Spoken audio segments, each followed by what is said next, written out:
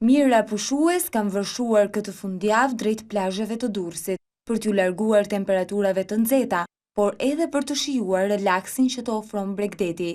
Infrastruktura drejt përmirësimit, kushtet për argëtim dhe çmimet konkurruese kanë çuar në rritjen e fluksit të plazhistëve, të cilët kanë nisur ta mbipopullojnë atë që në orët e para të mëngjesit.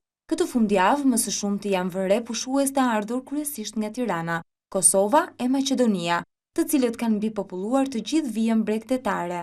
Na ndërshqetësojnë shumë, ja për shembull këto, ne do njeriu të vi këtu, vjen për qetësi, zhurmë e madhe, që janë këto makineritë që diun jo hillaçe jo. Edhe pa pastërti ka në anë të detit shumë, edhe deti brenda. Ku të bëjmë plazh? Sezoni ka filluar, deti akoma nuk është pastruar.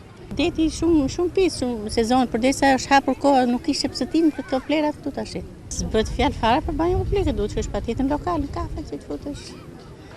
Janë shumë të domosdoshme. Në plazhet europiane kanë qindra vjet që janë vendosur, këtu mungojnë gjithmonë. Nuk e di, më duket se këto banesat e kanë zaptuar shumë këtë vend. Duket si do ta zaptojnë gjithë Bregdetin. Plazhi i Durrësit mbetet padyshim destinacioni më i lakmuar turistik për shqiptarët brenda vendit, por edhe të Kosovës e Maqedonisë, ku këtë vit synon të thithë mbi 800.000 turistë.